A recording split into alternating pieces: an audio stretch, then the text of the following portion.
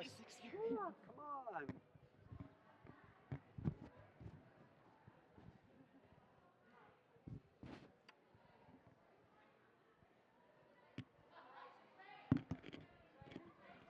He was ready. He was ready to spot you. Oh, bigger.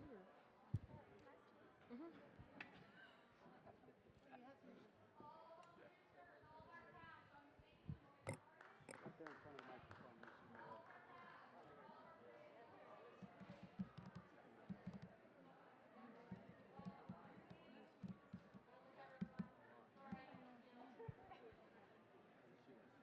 Am I first? Okay.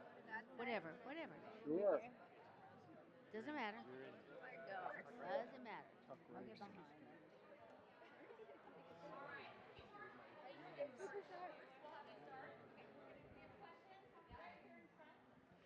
Hi, congratulations. Thank you.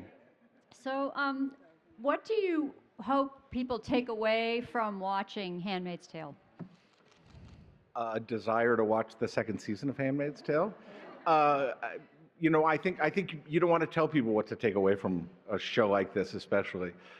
It's so complicated, and I know it means something different to all of these people. If we've done our job well, it means something different to everybody who watches it. So I think that you just try to make something interesting and, let people take away what they will. What did you take away from it?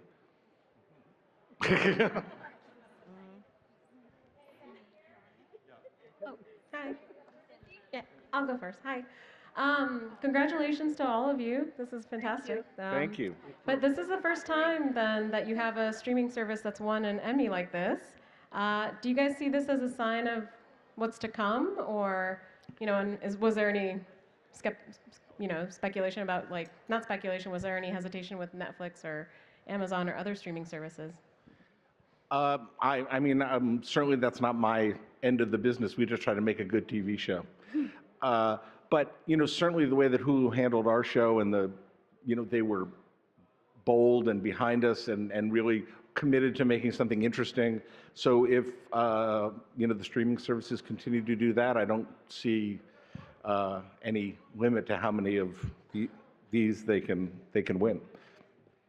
Streaming has arrived, and we're here to say what a wonderful journey. Our partners at Hulu are fearless. They took a very controversial book and said they wanted to do it. And each and every day they encourage us to go for it. And that kind of support for all of us as artists is exceptional. I think our greatest fear would be to let them down in any way, given the amount of support that we've had from Hulu. So, and our studio also at MGM. No one ever said, pull it back. And if you've watched The Handmaid's Tale, wow. We're not taking a conservative path.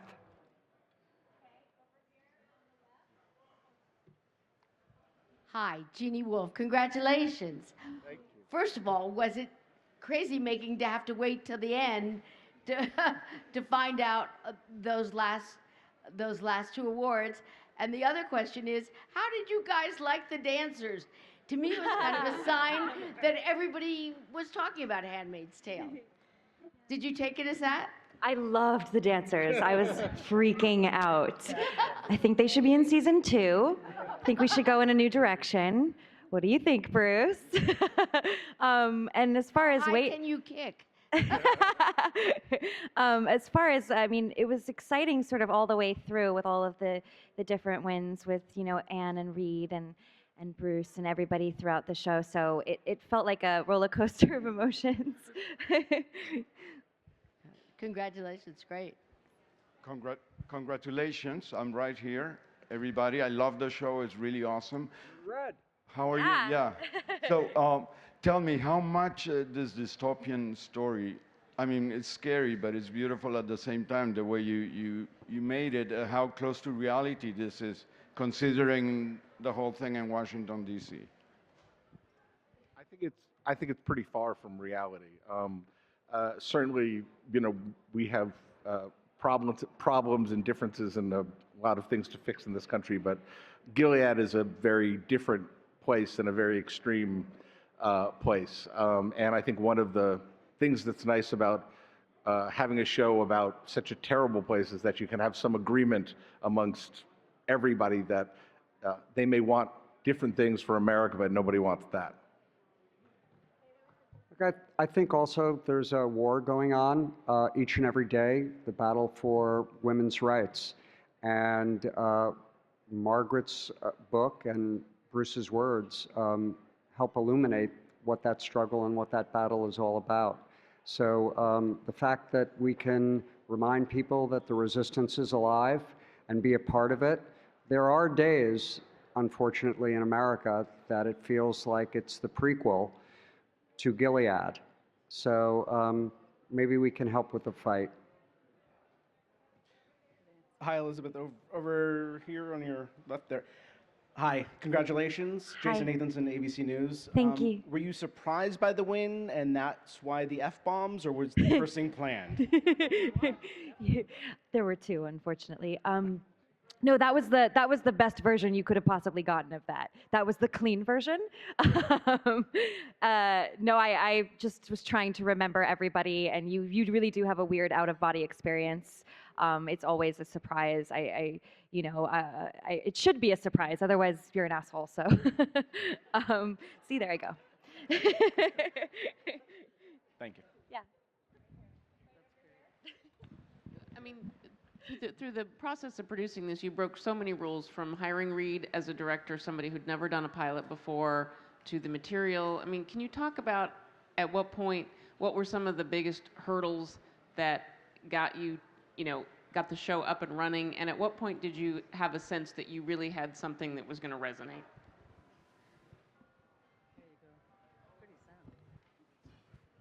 Tonight? When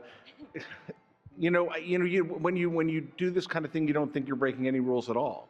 I mean, everybody here just seemed absolutely perfect for the role that they were playing, from all these writers to producers to directors. So, hiring Lizzie, hiring Reed, hiring everybody on this cast and crew, none of it felt like taking a leap of faith. I mean, all of them felt like a perfect fit for the role that they were going to play. So, I think maybe it was harder for Hulu and MGM and especially at the beginning of a new season on a new show where no one's seen anything. But I think for us, for me and Warren, and for all the other producers that were there at the beginning, and then Lizzie as soon as she came on, the decisions actually were not difficult, strangely. And I think maybe some of the success of the show is a testament to that. Elizabeth, back here. Hi. Hello. Hi, I was just wondering if you could speak on what it meant to you to win for a show that has had such a big impact on so many women and people in general. I mean, it's everything, isn't it? It's my bread and butter. It's what I'm most interested in as a woman, shows that are about women. It's what I like to watch, and it's apparently quite obvious that it's what the audiences like to see. So for me to play this, not only a woman, but this prolific character from a prolific novel written by Miss Atwood. I mean, it's such an incredible honor. That book has had such an effect on so many people, men and women, and so to get to just step into those shoes is beyond anything I could have ever asked for, honestly. Hi there, Zuleika from the Canadian Broadcasting Corporation. I would just like to know, with all the discussion tonight, in particular, the range of female roles and the strength of the characters, many of which have won tonight, what are your views on what still needs to be done when it comes to strong female roles, and what you've seen tonight in terms of that? Is that me? Okay. Hello. I mean, we've made incredible progress, obviously. There's still a lot of work to be done. There are still meetings that you walk into and wonder if they say no because it's a, show or film led by a woman. So I think there's still a lot of work to be done, but obviously incredible progress is being made in that department. And it's not only, women in front of the camera, women behind the camera is I know very important to us as a show and as producers of the show. It's something that we've held really dear to our hearts. So we need to see more of that as well. Here's another winner.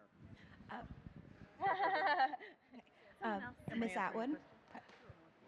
Okay. Hi. Anne, I wonder if you could talk about the change that you've seen in the industry since you've been in this business a while, and whether you feel as optimistic, and also about why you were so emotional tonight. Well, let's see.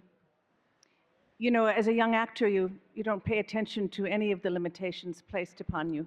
You just look straight ahead and say, I will work, that's all. And now there are so many more opportunities, so many more voices being heard. What a wonderful thing. I was emotional because I have a beautiful life, and I'm very grateful for it. Miss Atwood, if to your slight left, if you could just speak a little bit about what this experience has been like for you, having the novel be adapted by Hulu and just have it be so successful tonight with the Emmys. Well, it's been a number of years since the novel was written and since the first film was made. And the producer of the first film is here tonight. That's Danny Wilson, who quite bravely made a film back in 1989 when the frame for this book was different, by which I mean that fewer people were ready to believe that it was really real. More people are willing to believe that now. And in answer to the question, what do you want people to take away? One takeaway would be, never believe it can never happen here, which was one of the premises that I used for the book. And as I've often said, nothing went into the book that people hadn't done at some point in time, in some place. So it's been amazing to work with this team. And the person I'm most in contact with has been Bruce. And any change that he made, he had thought through very carefully, and he had very good reason for doing it. And they have been faithful to the premise. Nothing goes in that hasn't already happened. And they've also been faithful to the premise, never believe it can't happen here. So I think all in all, it's been very involving through these many years. It's also been an opera. It's been a ballet. It is being turned into a graphic novel right now. It's had a number of different lives. And it's also a Handmaid's Tale for men.